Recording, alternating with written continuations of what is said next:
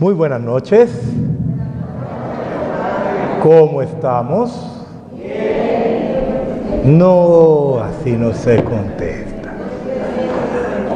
A mí me enseñaron que un buen cristiano, cuando le preguntan cómo está, tiene que siempre responder bendecido por el Señor.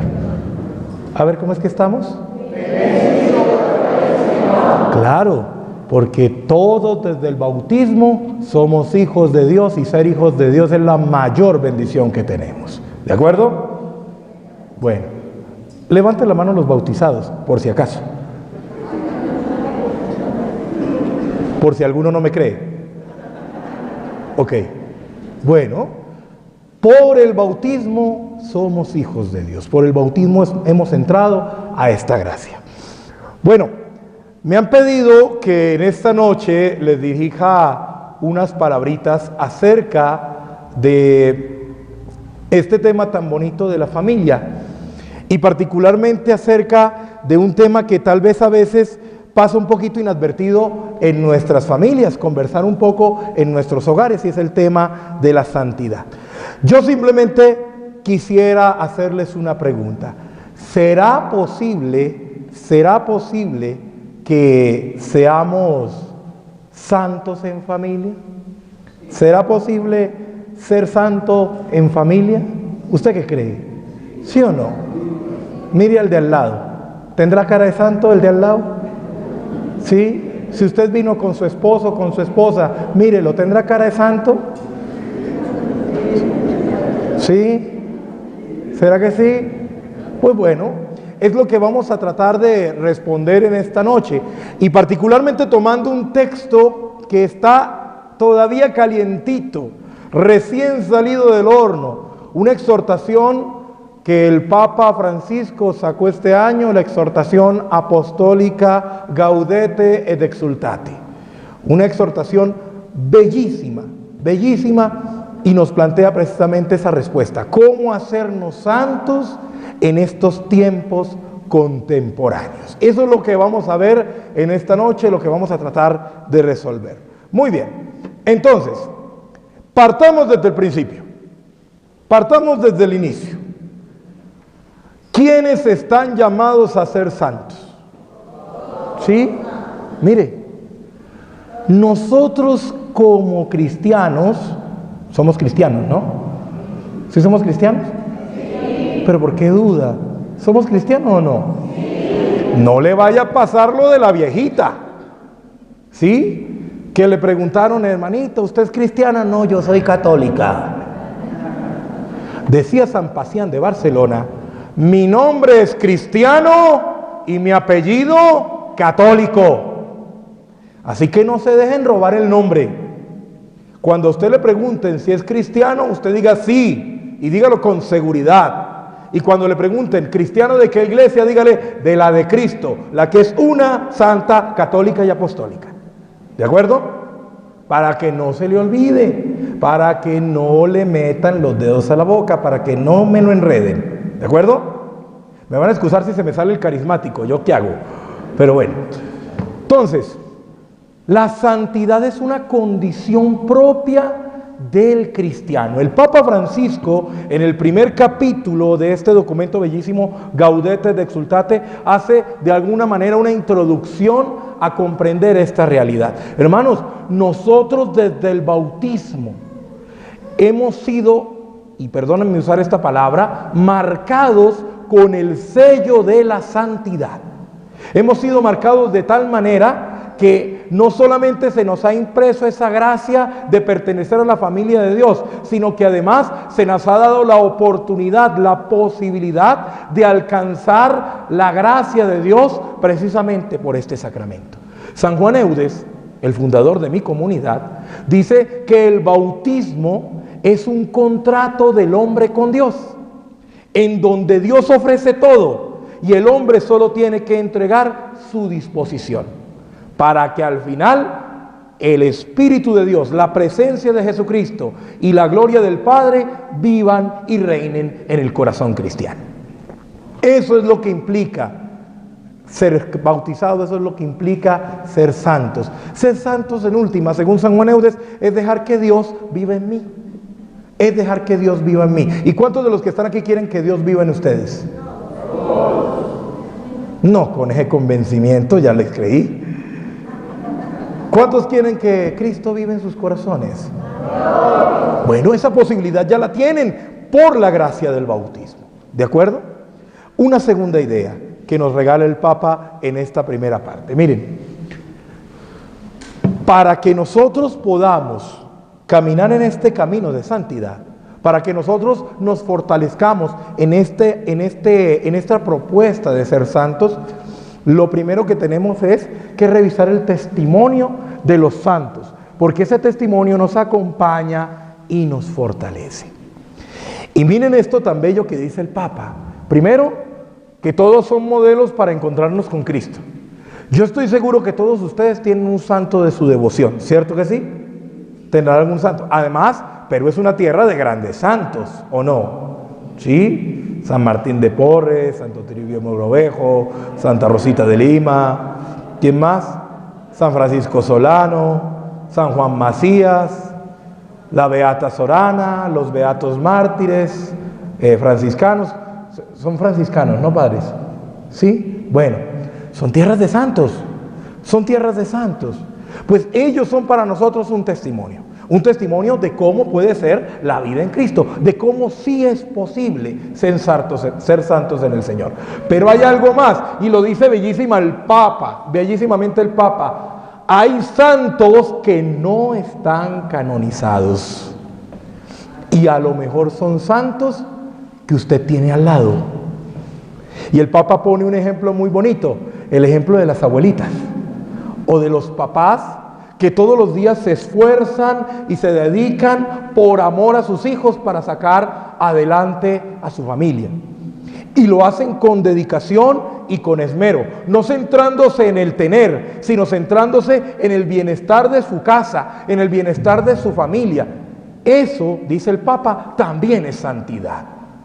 Así que imagínense cuántos santos podemos estar aquí presentes.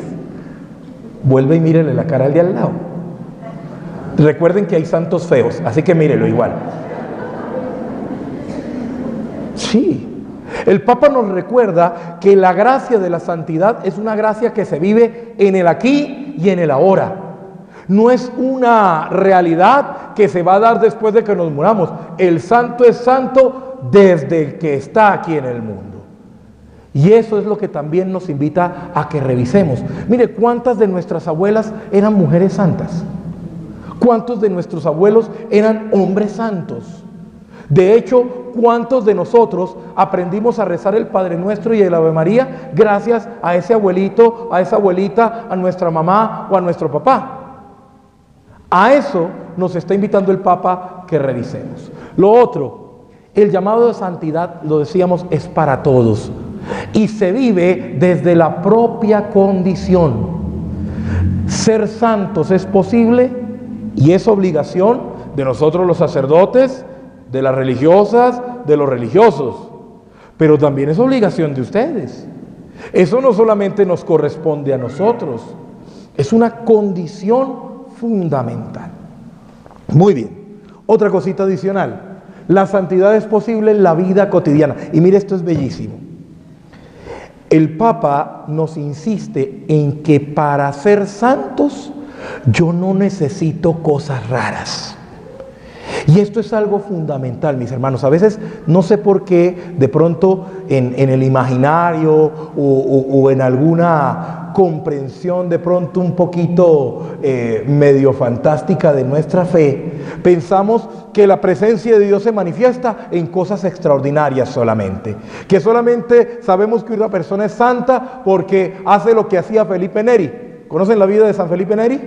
San Felipe Neri era un santo religioso, sacerdote, que cuando tenía unos momentos profundos de encuentro con el Señor, comenzaba a levitar. ¿Sí? Incluso hay testimonios de personas que lo vieron levitando frente a un crucifijo o celebrando la misa. Y ya con eso la gente dice que es santo. Evidentemente eso es una muestra del poder de Dios actuando en una persona. Pero ¿eso quiere decir que eso es necesario para que una persona sea santa? No. Una persona se puede santificar barriendo la puerta de su casa. Barriendo la puerta de su casa. Una persona se puede santificar atendiendo a su esposo. O sea que aquí hay muchas mujeres santas también. Una mujer, un hombre se pueden santificar asumiendo la realidad de cada día, haciendo las cosas bien, pero también haciéndolas para agradar al Señor. Y eso nos está diciendo el Papa en este día, en este texto maravilloso. Lo ordinario me lleva a lo extraordinario. Lo ordinario puede llevar a lo extraordinario. Si no, miren el ejemplo de tantos santos y santas. Por ejemplo, estamos por celebrar, o no sé si ya celebramos, la fiesta de una santa, conocida como Santa María de la Cabeza. ¿Saben quién es esa santa, Santa María de la Cabeza? No es la Virgen, no es la Virgen. Santa María de la Cabeza es la esposa de San Isidro Labrador. La esposa. Se santificaron juntos, eso lo vamos a ver más adelante. ¿Y cómo se santificaron? Viviendo su matrimonio con total entrega a Dios y viviéndola en lo suyo, dedicados a su trabajo. Santa María de la Cabeza es una mujer de hogar, dedicada a su esposo, al cuidado de la casa, con total amor, pero también desde ahí con un amor profundo a Dios. Así que, ya saben, para ser santo no necesito cosas raras. Le voy a pedir un favor, dígale al de al lado, no espere cosas raras para ser santos. ¿Sí? No hay que esperar cosas raras para ser santo, mi hermano. No hay que hacerlo.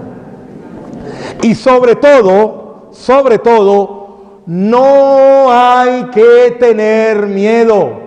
Yo no sé por qué a veces algunos piensan que ser santo es convertirse en estampita de billetera. ¿Sí? Piensan que es todo el tiempo estar así. No. Ser santo es asumir una condición en la que Dios está siempre conmigo y yo le respondo siempre a Dios. Y eso es en lo cotidiano. Yo no necesito absolutamente nada extraño y además yo no necesito alejarme de nada ni de nadie. Desde mi realidad yo puedo ser santo. Por eso no hay que tener miedo. Si usted no tiene miedo, por ejemplo, de ser papá o de ser mamá, ¿hay mamás y hay papás aquí? Levanten la mano los papás y las mamás. Si usted no tiene miedo de ser papá o de ser mamá, ¿por qué le va a dar miedo ser santo? Si ya es difícil ser papá y ser mamá, sumarle un poquito de santidad, ya eso no es complique. Ya no es complique. Por eso quise poner este texto bíblico del Salmo 26. Espera en el Señor, sé valiente, ten ánimo, espera en el Señor. Hermano, un santo simplemente confía en Dios. Un santo confía en Dios. Y de ahí no tiene miedo a nada. No tiene miedo a nada. Que lo único, va a sonar a frase de cajón, que a lo único que usted le tenga miedo es al miedo, mi hermano. Porque entre otras, el miedo es la herramienta del diablo para separarme del proyecto de Dios. Una persona con miedo se paraliza. Yo me imagino que a ustedes alguna vez les ha pasado esto, que tienen un temor, les ganan los nervios, les gana la ansiedad y se quedan petrificados. ¿Sí les ha pasado alguna vez? A mí me pasó. Sí, a mí me pasó. Queda uno petrificado. ¿Qué pasa cuando uno queda tieso? No sale nada, usted no se mueve, no recibe nada, usted queda ansioso, se encierra en sí mismo y al final nada nace de ahí. Por eso es herramienta del diablo, me estanca. ¿Y qué pasa cuando el agua, cuando se estanca, comienza a oler mal? Y hermanos, nosotros como cristianos no podemos oler mal. No podemos estancarnos. La santidad es un camino, es un moverse. Dígale al de al lado, muévase. Es que yo por lo general hago este ejercicio y le digo, mueva al de al lado, pero es que me da miedo. Una vez le dije esto en un encuentro, le dije a la persona al lado, sacude al de al lado. Me cogieron una viejita y... No, pero sí hay que movernos, mi hermano. Si no nos movemos, no podemos ser santos.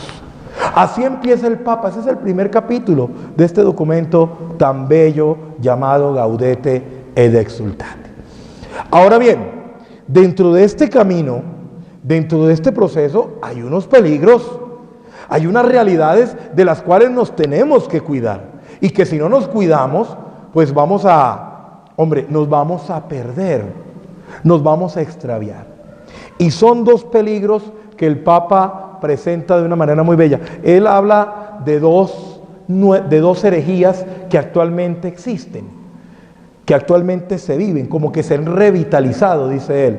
Y es la del gnosticismo y el pelagianismo. No los voy a enredar con definiciones, pero palabras más, palabras menos, según lo presenta el Papa, el nuevo gnosticismo se manifiesta en confiar únicamente en la propia experiencia y en los propios conocimientos.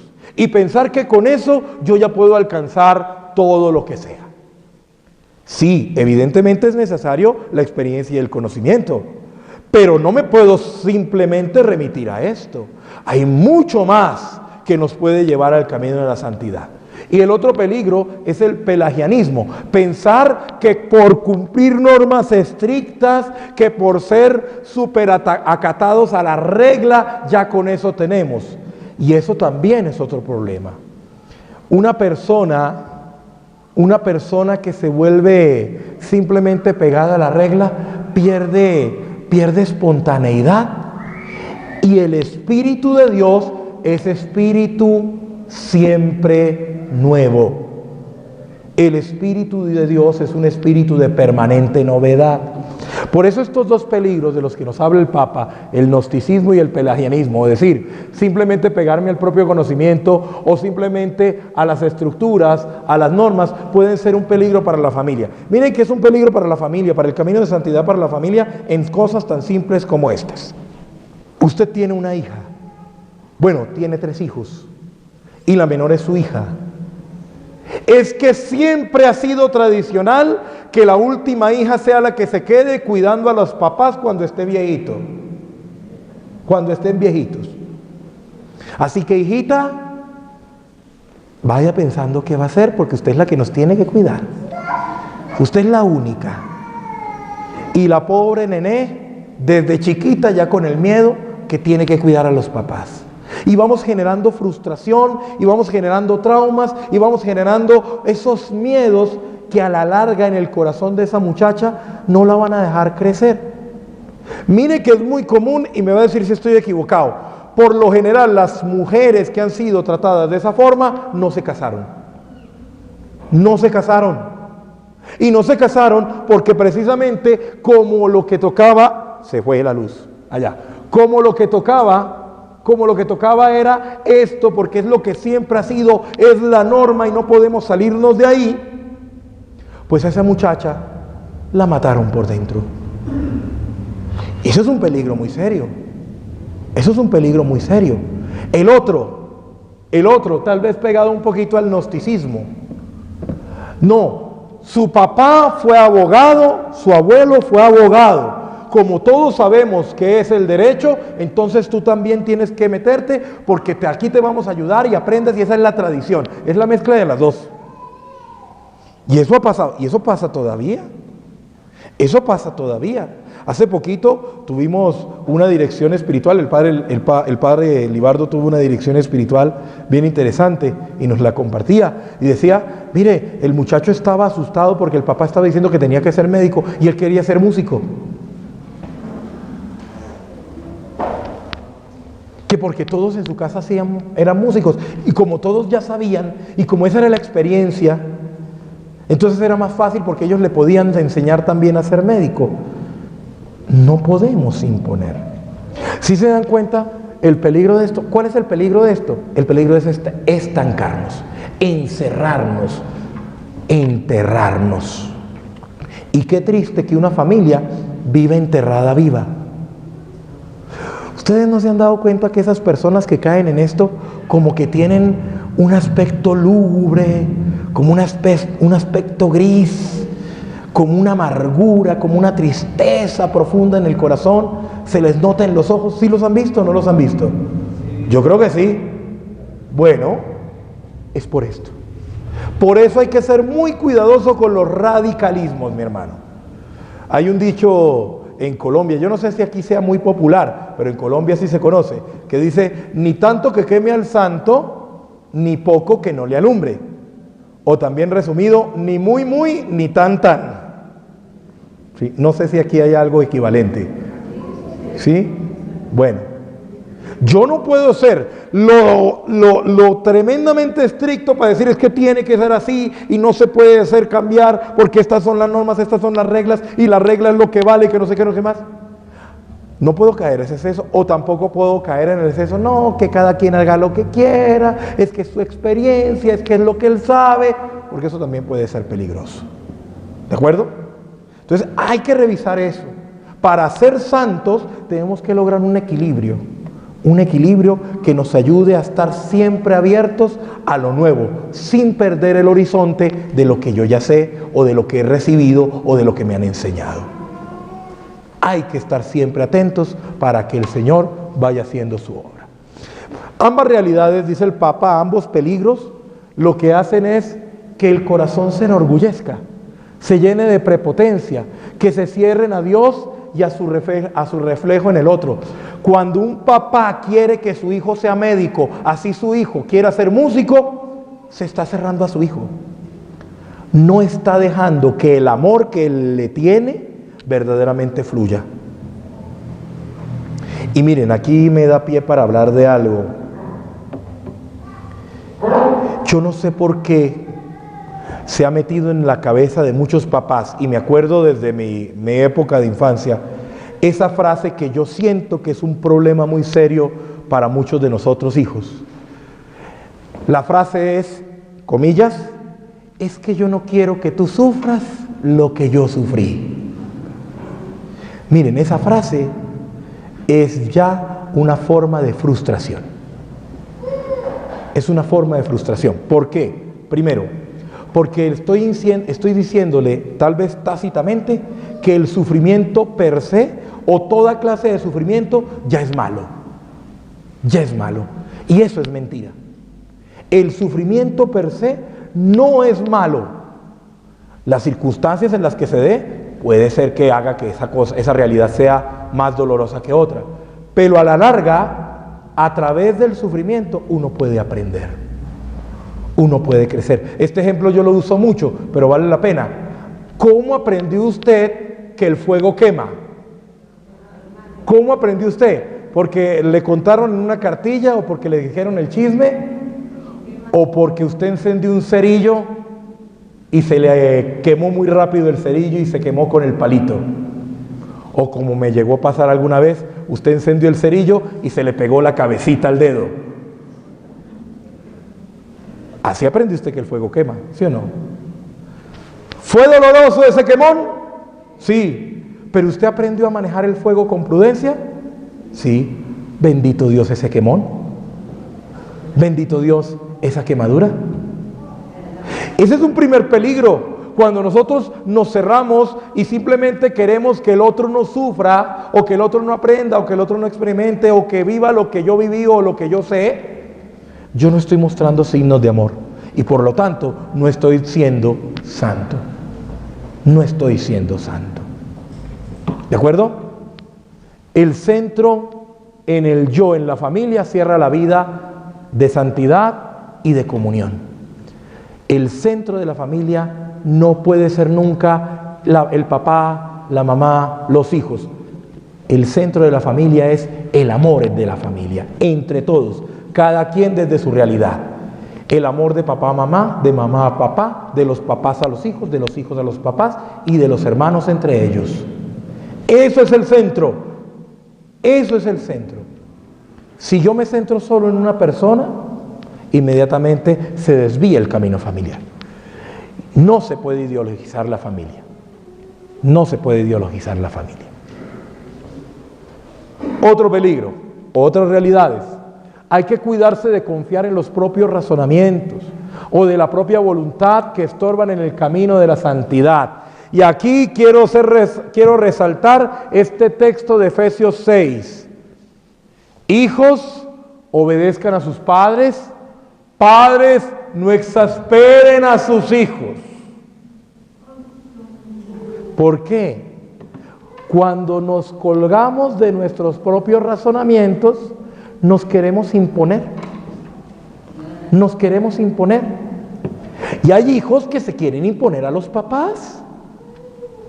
Hay hijos que se quieren imponer a los papás. Veo aquí algunos jóvenes. Bueno, jóvenes. Por lo menos con corazón de joven. Bueno, hermanos, ¿cuántos de nosotros caímos en rebeldía en algún momento con nuestros papás? Y lo peor, después esa rebeldía se nos volteó. ¿Cuántos de sus hijos ahora son rebeldes con ustedes? Queremos imponer nuestras propias categorías, nuestras propias ideas, nuestros propios pensamientos. Y lo mismo pasa con los papás. Hay papás que quieren imponer lo que sé. Ya les ponía el ejemplo del papá que quiere que su hijo sea médico. Pero también hay otras formas. La mamá que le está enseñando a cocinar a su hijo o a su hija. Sí. No es que tiene que ser así porque esta es la receta. Mire, les voy a contar algo que me pasó. Resulta que una vez le dimos una receta a la señora de la casa. ¿Sí? Una receta de cocina, deliciosa. Bueno, comenzó a prepararla, esa casa se llenó de ese olor delicioso, de ese plato que estaba preparando, que no se note que el padre Miguel tiene hambre. Estaba oliendo rico, sabroso, delicioso. Llegó el momento de servir y cuando pegamos la primera cucharada, nos quedamos mirando en la casa todos y diciendo esto como que está soso, le faltó sal. ¿No le echaron sal? Y le preguntamos a la señora, hija, ¿y la sal? ¿Sabe cuál fue la respuesta? Padre, como no estaba en la receta. Nos pasa esto. A veces queremos imponer tanto nuestras ideas que se nos olvida la sal. Puede que no esté en la receta, pero yo sé que hace falta. Hay cosas en mi vida que puede que mis papás no me hayan enseñado, o que yo como papá no sé, pero yo sé que a mi hijo le va a hacer falta, o yo sé que mi papá a lo mejor querrá escucharla de mí. Si yo no soy capaz de compartir eso, mi hermano, ¿me voy a convertir en un hijo desobediente o voy a convertirme en un papá o una mamá fastidioso? ¿De acuerdo? Entonces, miren esto que nos está regalando el Papa tan bello. El camino de la santidad no es un camino de fastidio, ni es un camino de imposición, es un camino de la vivencia de la libertad, pero siempre comprendiendo que hay que estar abiertos a lo que el Señor me vaya regalando, especialmente en el contexto familiar. Una persona se hace santa en la familia. El primer lugar de santidad no es la iglesia. No es la catequesis de primera comunión, de confirmación, no es la catequesis del camino, no es el grupo de oración de la renovación, no es nada de eso, es la casa, con papá y con mamá. Usted aprende a ser santo con su papá y con su mamá, o con los que hagan de papá y mamá. Porque ahora estamos en un mundo en donde hasta los nenes crecen con cualquier persona menos con los papás, por diferentes circunstancias. Pero aún así, en ese contexto, ese es el lugar de santidad. No hay otro, no lo busquen más. ¿Ustedes quieren ser santos? ¿Sí o no? ¿Quieren ser santos? ¿Sí o no? Bueno, váyase para su casa. No es que no vuelva a la parroquia, ¿no? Sino que primero llénese allá para que luego venga a la parroquia a seguirse llenando, pero también a compartir. Una santidad que no se comparta es una santidad de mentiras. Es una santidad de mentiras. Y eso lo vamos a ver más adelante, también el Papa lo va a decir. La respuesta a todo eso, la caridad, el amor. ¿Cómo evito estos peligros? Aprenda a amar, aprenda a abrirse, aprenda a estar siempre listo. Aprenda a acoger a su nené que llega a jalarle, mami, mami, mami, papi, papi, papi, regálele un minuto. Así usted esté ocupado. O si está ocupado, hijo, ya te voy a atender, voy a desocuparme y ya hablamos. Y después búsquelo. No es que le diga ya te atiendo y como la ranchera, el amigo del caballo ni por la silla volvió. Cuidado con eso. La apertura es la mejor manera de ir derrotando esta realidad, de ir derrotando esa imposición, esa ideologización de nuestras familias. Mi familia es mi familia según lo que diga mi papá. No. Mi familia es mi familia según lo que manden los hijos. No. Mi familia es mi familia porque todos nos amamos. Eso es una familia santa. ¿De acuerdo? Muy bien. Esos son los peligros que nos presenta el Papa. Ahora bien, hay un itinerario, hay un camino, hay como una guía para poder comenzar a buscar esa santidad. Ya hemos visto los peligros. Ahora, ¿por dónde nos vamos para verdaderamente ser santos? ¿Por dónde caminamos para que de verdad podamos obtener ese don de la santidad en nuestros hogares? Hay una doble propuesta que nos hace el Papa. Por un lado, la de las bienaventuranzas. Y por el otro, me encanta el nombre que le dio él, el protocolo del juicio final. Uno escucha eso y uno piensa en Terminator o algo así. ¿Sí? El protocolo del juicio final. Y lo vamos a ver. Miren, las bienaventuranzas son la guía de Jesús. Le escuchaba a un gran sacerdote que la perfección de los 10 mandamientos son las bienaventuranzas. Si usted quiere ser un buen cristiano, si usted quiere ser un buen hijo de Dios, siga los mandamientos. Pero si usted quiere ser un hijo de Dios, seguidor verdadero de Jesucristo, siga además las bienaventuranzas. De hecho, cuando se acercan al sacramento de la reconciliación en mi parroquia, yo siempre les pregunto, no solamente por los mandamientos, sino que les hago un examen de esto. Más de uno queda loco. Sí, porque no nos sabemos esto, porque nos hemos olvidado que esto es la aplicación de lo primero, es lo práctico. Jesús era un hombre muy práctico. Como Señor, como Salvador, enseñó las cosas fáciles, de ahí las parábolas, para ver si con ejemplos entendíamos. Miren, estos son los numerales que menciona el Papa. Yo simplemente voy a leerlos para que se den cuenta por dónde es que va la cosa, por dónde es que el Papa quiere que vayamos como familias para ser santos. Primero, ser pobres de corazón, esto es santidad. Hombre, tener el corazón lo suficientemente vacío para buscar siempre a Dios y para que el otro quepa. Eso es ser pobre. Ser pobre no es no tener dinero, eso también es pobre. La pobreza a la que Dios llama es la pobreza de estar lo suficientemente vacíos por dentro para que solamente Dios me llene. Eso es santidad. Reaccionar con humilde mansedumbre, esto es santidad. Hombre, yo no puedo ser prepotente.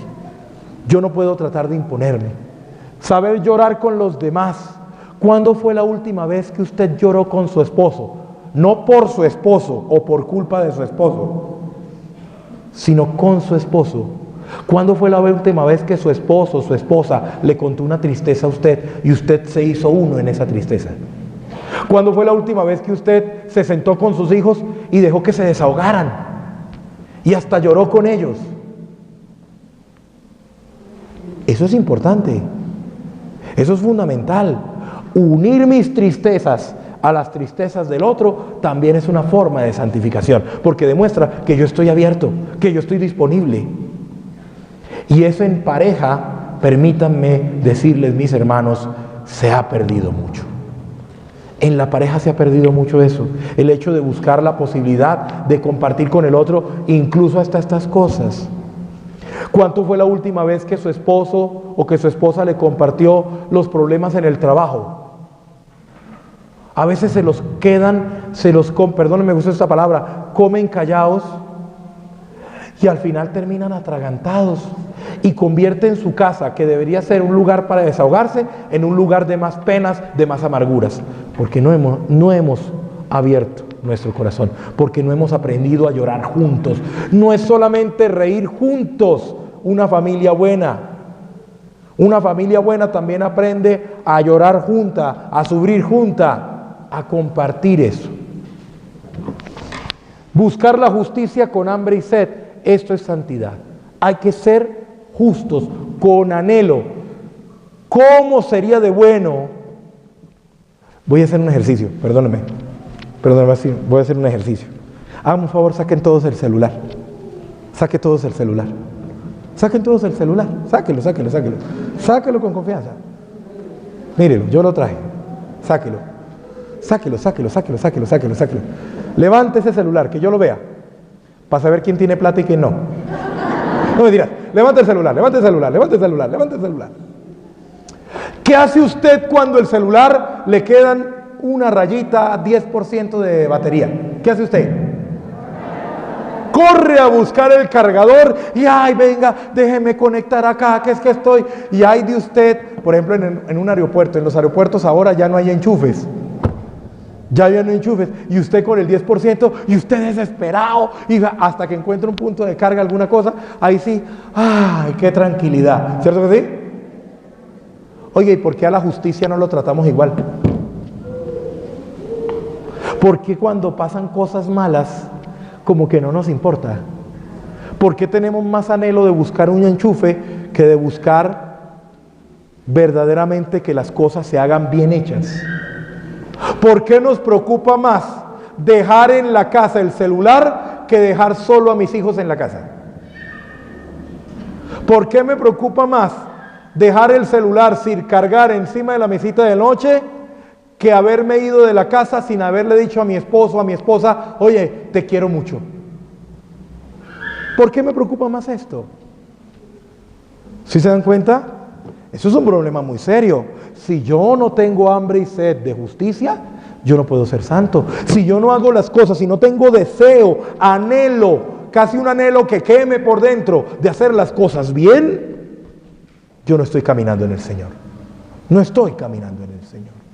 Mirar y actuar con misericordia, esto es santidad. Mantener el corazón limpio, todo lo que mancha el amor, esto también es santidad. ¿Por qué?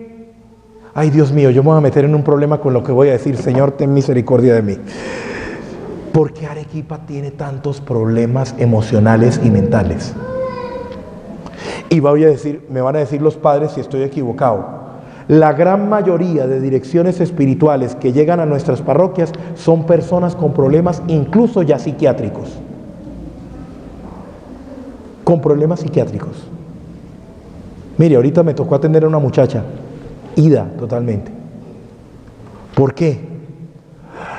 Porque somos capaz de mantener el corazón limpio. ¿Sabe cómo se mantiene el corazón limpio en una familia?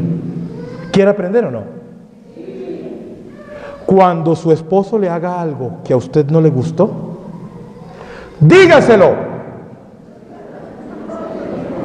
Pero dígaselo bonito. Que viejas rezongonas son canzonas también, son feas. Cuando usted vea que su esposo hizo algo que a usted no le gustó, primero, serénese y luego, oye, ven acá. Mira, esto, con total tranquilidad. Si el marido es buen marido, la va a escuchar. Si no, es un mal marido. Dije mal marido, no dije otra cosa. ¿Sí? Si usted vio que su esposa hizo algo que a usted no le gustó, dígaselo, no se quede callado. Porque por estar quedándonos callados, estamos guardando mugre en el corazón. Y ese mugre se convierte en resentimiento, ese resentimiento en odio, ese odio en frustración, esa frustración en algún desorden, en algún vacío emocional. Ese vacío emocional se convierte luego en un problema psicológico y ese problema psicológico puede generar en un problema psiquiátrico. Y usted quedó loco por no haber hablado cuando tenía que hablar. ¿Cuántos casos de violación han terminado en problemas psiquiátricos en nuestro contexto? La gran mayoría de esos casos que hemos atendido, por lo menos en la parroquia, son de personas que habían sido abusadas desde pequeños. Desde pequeños. Y que no hablaron por miedo. que porque era un familiar, que porque era un amigo, que no podía decir, que porque me amenazaron. Y llenamos el corazón de basura. Dígale al de al lado, no deje llenar el corazón de basura.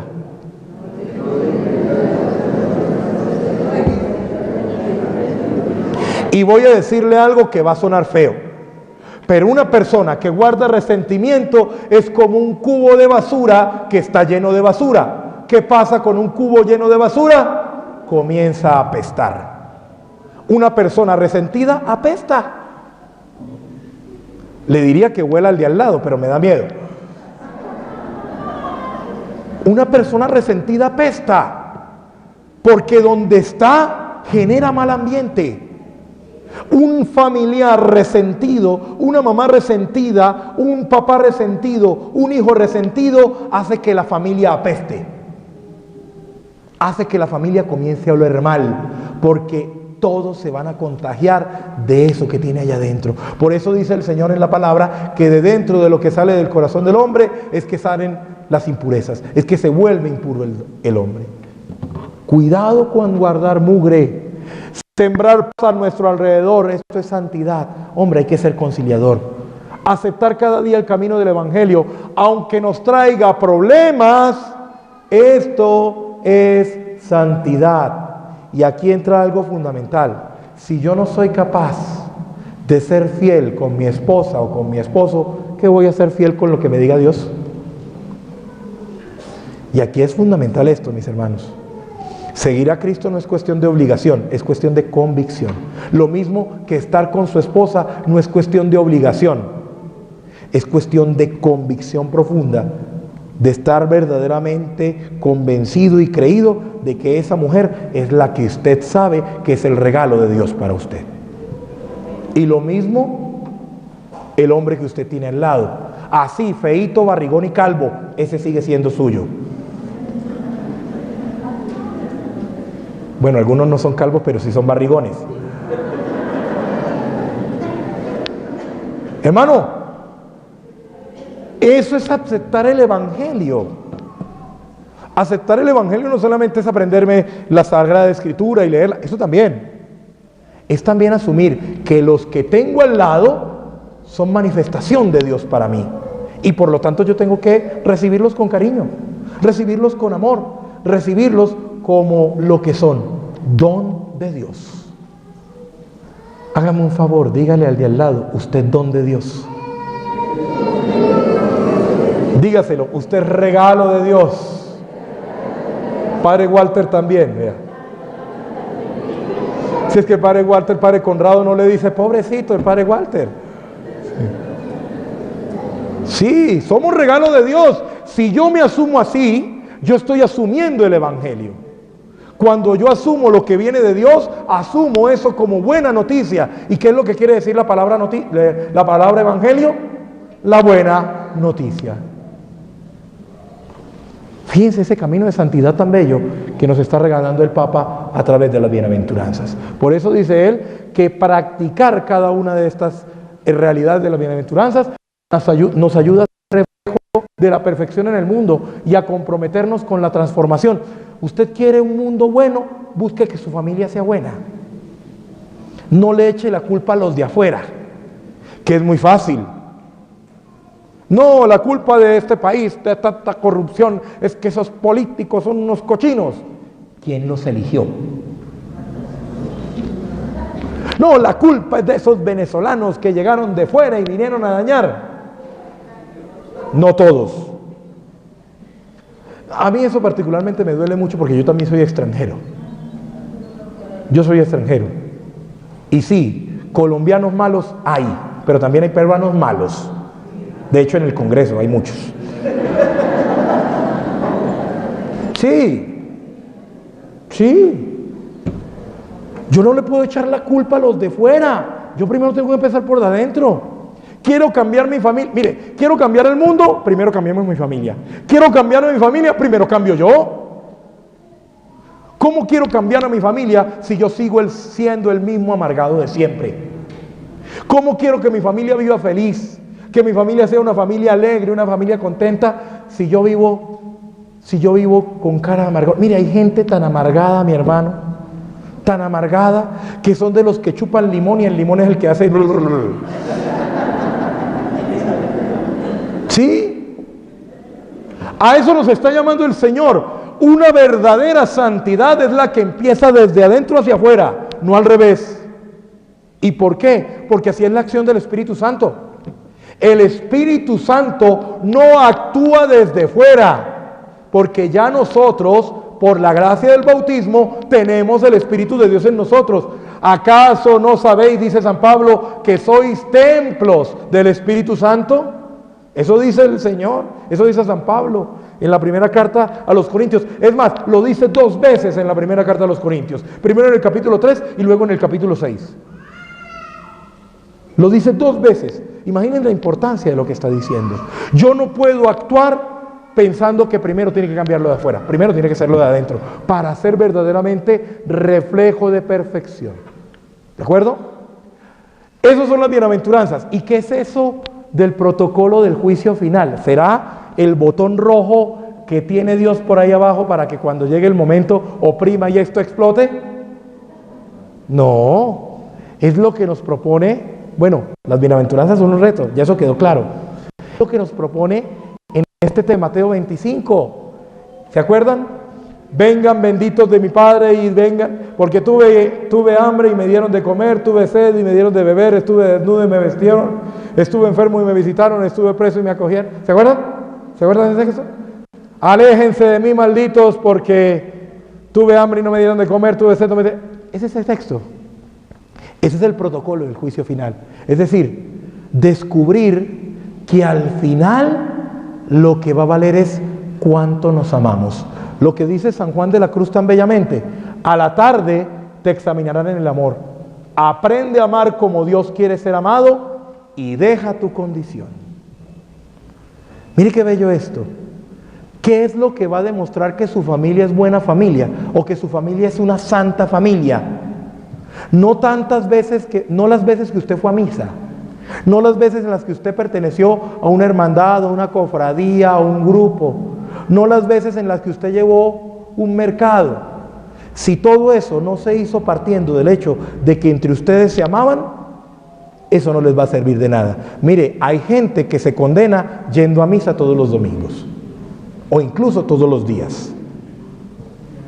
Hay gente que se condena llevando mercados a los pobres, porque esa acción no es una acción fruto del amor, sino fruto de cualquier otra cosa. El juicio final es el juicio del amor. Si usted quiere ser verdaderamente santo, ame hasta que duela. Dígale al de al lado, ame hasta que duela. Ame hasta que duela. Si no, pregúntele al padre Walter, ¿cómo los ama usted aquí en las parroquias? Hasta que le duele el amor al Padre, pero los ama. Hay que amar hasta que duela. Mamás, trasnochos, los mordiscos de bebé cuando usted le estaba dando pecho, el parto. Más de una dice, ¡ah! Y las operaron por cesárea. Bueno, ya. El dolor. El dolor es signo también del amor. El dolor es signo de amor. Estoy con mi marido, así no se bañe. Estoy con mi mujer, así se le queme hasta el agua hervida. No, el arroz se le quema, sí. No importa. Si yo amo verdaderamente, si yo verdaderamente estoy en la tónica, esas cosas se convierten simplemente en el ruido de fondo de nuestra vida. El centro va a ser que yo me quiera entregar y que el otro también se quiere entregar. Ese es el examen, ese es el verdadero protocolo del juicio final. No es más, no es lo que a veces presentan en canales de televisión, sobre todo en cable, que el juicio final es que va a comenzar un montón de cosas hasta traídas de los cabellos, que van a llegar unos platillos voladores y que no sé qué. No descarto que existan, el universo es demasiado grande, no descarto, pero para pensar cosas de esas nos distraemos y no nos centramos en lo fundamental. Por eso les leo este documento, este pedazo pequeñito que dice el Papa. Este es el último numeral de este capítulo. La fuerza del testimonio de los escribir las bienaventuranzas y el protocolo del juicio final. Son pocas palabras sencillas, pero prácticas y válidas para todos, porque el cristianismo es principalmente para ser practicado. Y si es también objeto de reflexión, esto es solo válido cuando nos ayuda a vivir el Evangelio en la vida cotidiana. Recomiendo, dice el Papa, solamente leer con frecuencia estos textos bíblicos, recordar, orar con ellos, intentar hacerlos carne. También nos harán genuinamente felices. ¿Usted quiere ser feliz? Conviértase en bienaventurado y esté listo para el juicio final. Conviértase en bienaventurado y esté listo para el juicio final. Es decir, sea alegre y ame. Sea alegre y ame. Y ya con esto vamos terminando. Miren, el Papa nos invita a que, como estamos alegres, como queremos ser santos, como queremos ser verdaderamente hombres y mujeres en fe, nos invita a que hagamos música en familia. Y para eso nos da unas notas para que eso verdaderamente se ve. Estas son las notas que hacen que la gente se dé cuenta que somos santos como familia. Son 5 notas, 5 realidades, 5, digamos como 5 esencias, no sé, como 5 reflejos de la acción de Dios para demostrar que somos santos. Primero, la humildad. Y ahí entran 3 palabras que el Papa decía, no recuerdo, padres, creo que fue en el 2015 o el 2016, cuando el Papa hablaba de estas 3 palabritas: perdón, permiso, gracias. ¿Sí? Gracias. 2013. Perdón, permiso, gracias. Esas 3 palabras demuestran que hay humildad en el corazón de los que viven en esa casa. Un Papa humilde sabe pedir perdón a sus hijos cuando se equivocó. ¿Sí? Hay papás que regañan a sus hijos sin saber. ¿Cuándo fue la última vez que usted, papá, que regañó a su hijo cuando no debió regañarlo, le pidió perdón por ese regaño mal dado? Estoy seguro que su hijo aprende más por ese perdón que por el regaño que dio. Aprende mucho más. Eso es signo de humildad. Permiso. Hombre, un hijo debería aprender a pedir permiso para entrar al cuarto de los papás. Decía, yo no sé, en Colombia eso es muy conocido, tal vez en España, padre Conrado, los 3 altares de la casa. Los 3 altares de la casa. ¿Cuáles son los 3 altares de la casa? El comedor, no, el altar de la oración de la familia, el comedor y la cama de los papás. ¿Por qué a veces nos metemos al cuarto de papá y mamá como si fuera a veces el cuarto de guardar las cosas viejas? Hay una fiesta y ¿dónde van los abrigos? A la cama de papá y mamá. Eso no está bien. Eso no está bien. ¿Por qué no aprendemos a pedir permiso? ¿Por qué no aprendemos a dar gracias? Mire, voy a decir una barbaridad para algunos, me van a abrir los ojos. ¿Cuándo fue la última vez que usted, después de la intimidad, le dio gracias a su esposo o a su esposa? ¿Cuándo fue la última vez? Padre, ¿cómo? ¿Después de eso se da gracias? ¡Claro! ¿O usted que cree que entregarse así es tan fácil? La sola entrega ya es motivo para dar gracias. La sola entrega del esposo y la esposa en la intimidad ya es un motivo para dar gracias. Si no recuerden el texto de Tobías 8, ¿qué hizo Tobías antes de pasar su primera noche con su mujer? Oró: Señor, gracias por esta hermana que me has dado. No vayan a pensar que dijo: Señor, gracias por estos alimentos que nos vas a dar, ¿no? No, es reconocer con humildad que esa persona se está entregando a mí a pesar de mis imperfecciones. Eso también es humildad. Y eso es una experiencia que vale la pena tener en cuenta dentro de nuestra vida familiar. Si no tenemos eso en cuenta, ya comenzamos a fallar, ya comenzamos a sonar desafinados. La música ya no suena bonita, suena fea. Primera nota. Segunda nota, la alegría y el sentido del humor. Mírele otra vez la cara al de al lado, hágame el favor. Mírele la cara. Los que no se miran es porque ya saben lo que se van a encontrar. Hermanos, la alegría es una condición cristiana.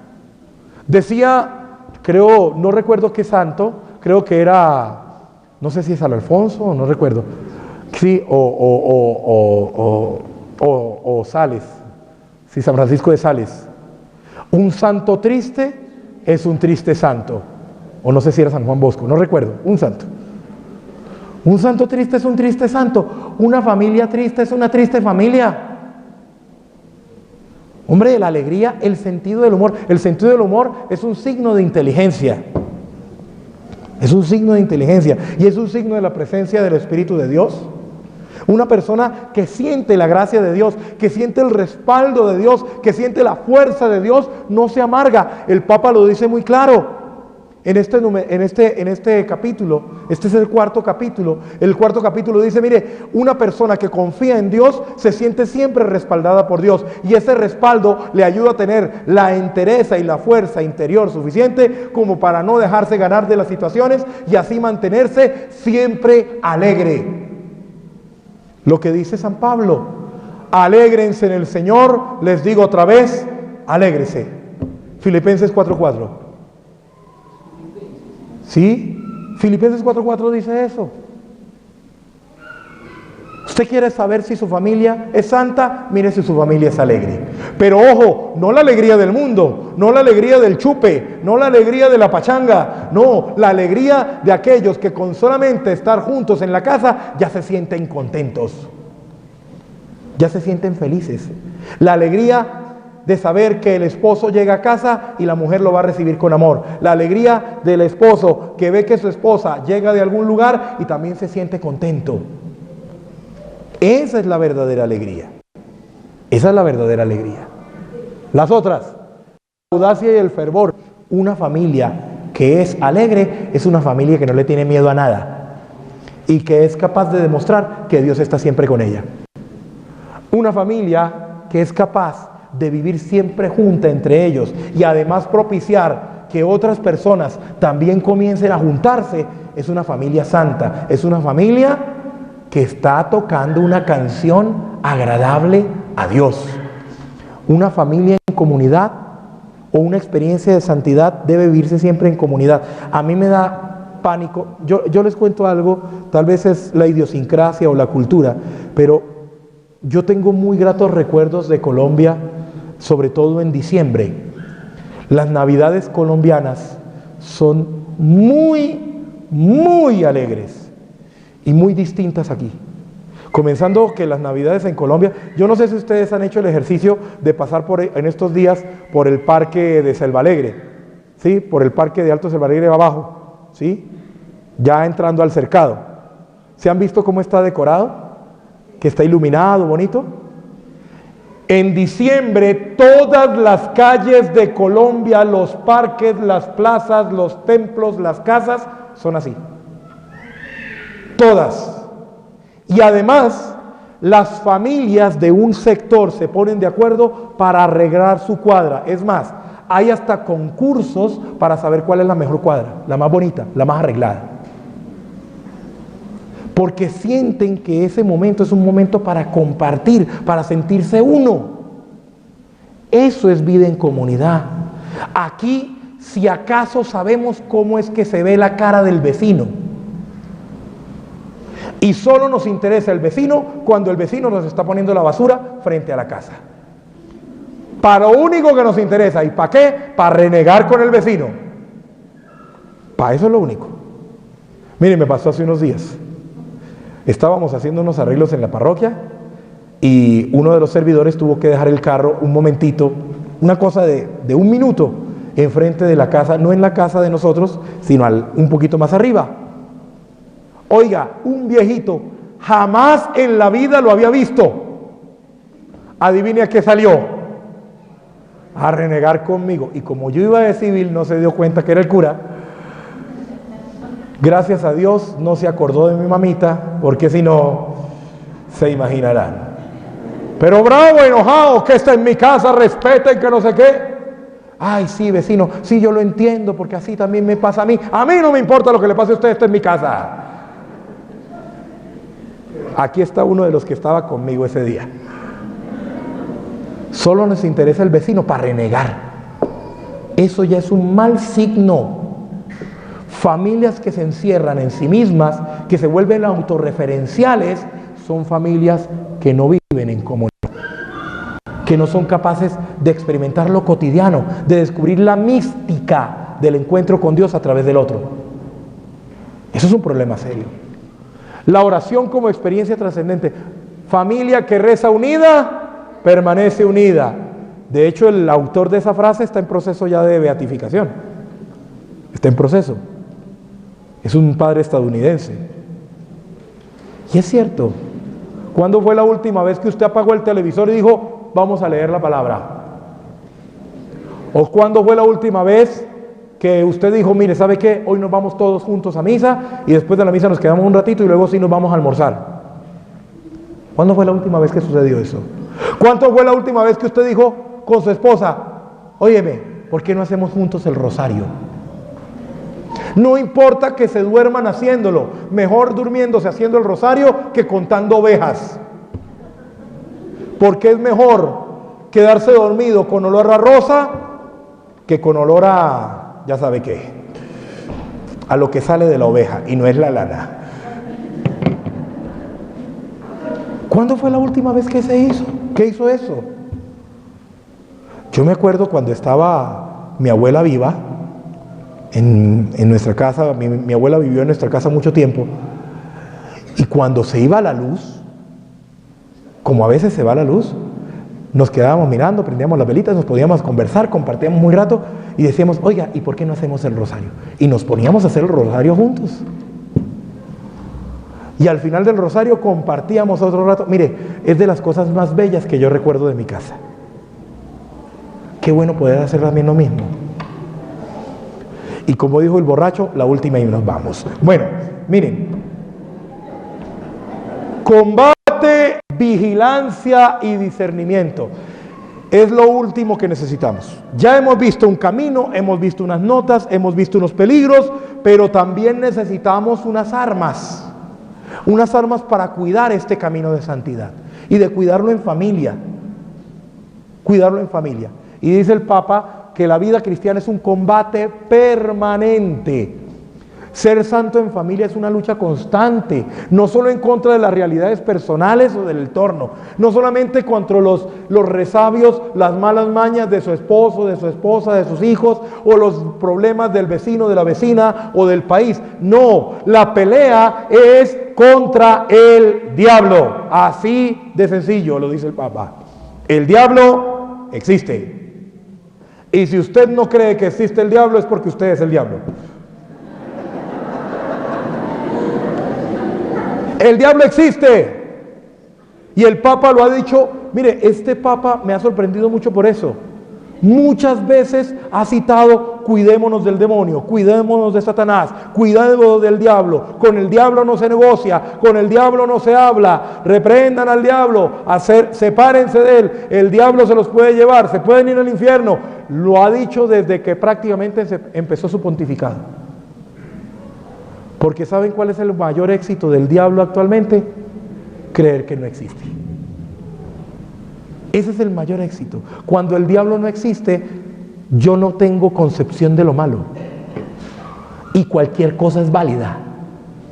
Por eso, cuando yo como familia no me cuido de cualquier cosa en mi familia es válida. Si yo me enojo y le tengo que pegar a mi mujer, es válido porque yo me tengo que desahogar y ahí hay que corregirla. Cuando yo tengo concepción de que el diablo no existe, a mí no me importa irme de mi casa con mi marido o irme sola a pachanguear y que mis hijos los cuide la abuela.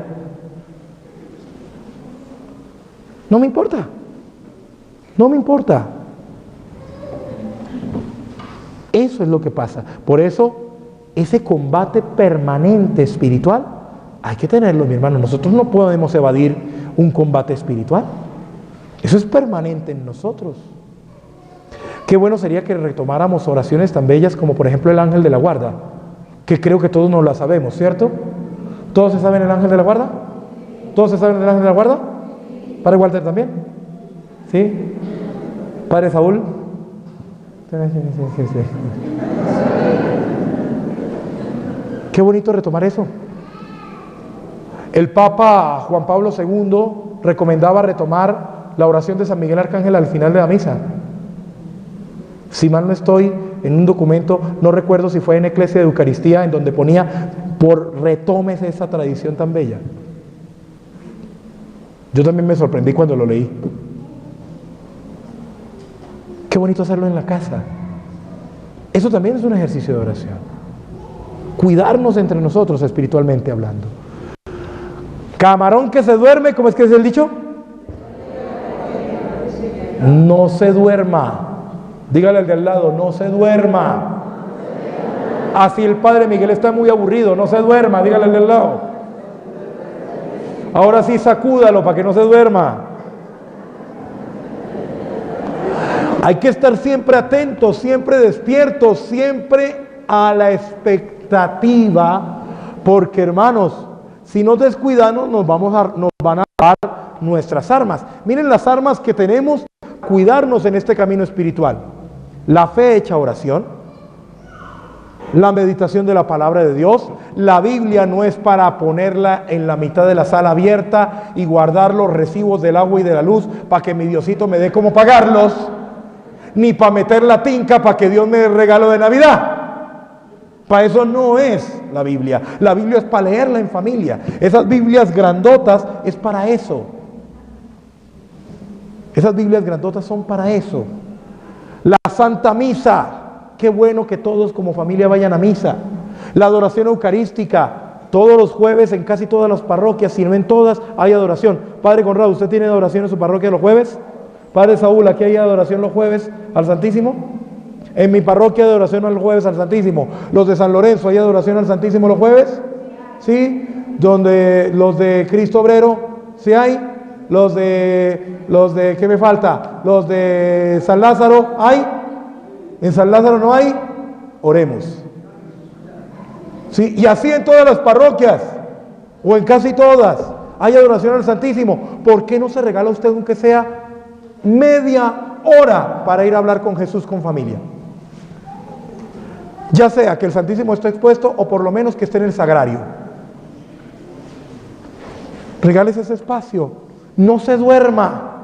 La reconciliación sacramental. ¿Cuándo fue la última vez que usted se confesó con su esposo? No con su esposo, sino que fueron los dos juntos. Sí. ¿Cuándo fueron la última vez que los dos dijeron, oiga, vamos a confesarnos? Estamos muy sinvergüenzas, vámonos. ¿Cuándo fue la última vez?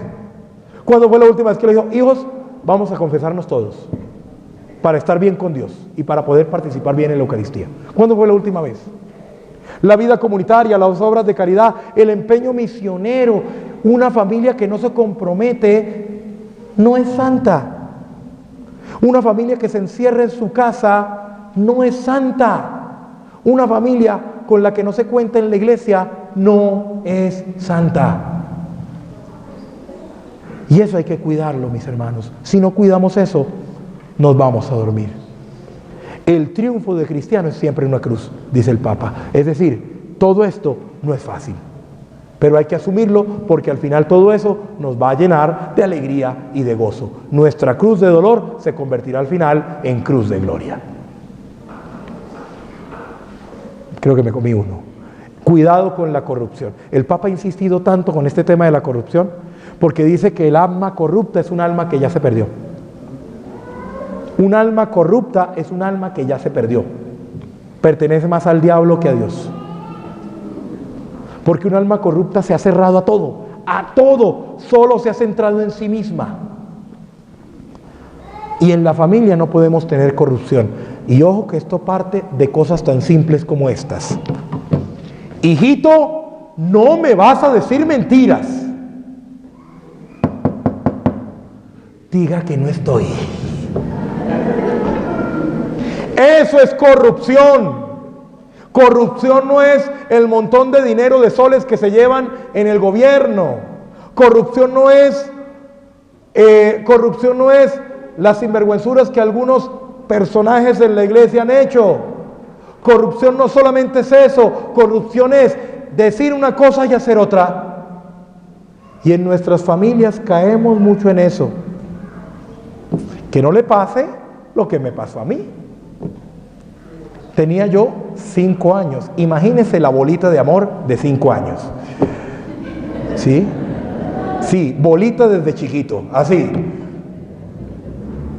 Yo estaba sentado en la ventana de mi casa, la ventana que da a la calle, y estaba agarrado de la rejita, y imagínense el chiquitín ahí sentadito, agarradito. Llegaron a casa a cobrar no sé qué. Preguntaron, buenas, ¿tu mamá está? Y mi mamá por allá. Que mi mamá mandó a decir que no estaba. Así tal cual. Sí, hermanos, enseñamos corrupción. Y una familia corrupta no puede ser santa. No puede ser santa. Siempre por eso hay que tener discernimiento. Hay que saber distinguir las cosas. Hay que saber que todo me es permitido, pero no todo me conviene. Dice San Pablo en la primera carta a los Corintios en el capítulo 10. Hay cosas que son muy buenas y de por sí no son malas, pero yo sé que al final a lo mejor no me favorecen, pues mejor evitarlas. Eso es discernimiento. Eso es discernimiento. Y siempre confiando en la gracia de Dios. Hermanos, hay que ser santos. Y esa santidad se comienza a construir en nuestras casas. Si nosotros somos capaces de ser familias santas, tengan por seguro, vamos a tener una ciudad santa, un país santo, un mundo santo. No esperemos que hagan los de afuera, comencemos nosotros confiando en el amor de Dios, confiando en ese Dios que nos ha traído hoy aquí para crecer en el amor, en la santidad. Por eso, hermanos, simplemente la invitación que les quiero dejar hoy es que de verdad seamos santos en familia. Que el Señor los llene hoy y siempre de su amor, que les conceda la gracia de permanecer firmes en la fe, alegres en la esperanza y diligentes en el amor los unos con los otros para ser una familia para gloria del nombre del Señor. Dios los bendiga.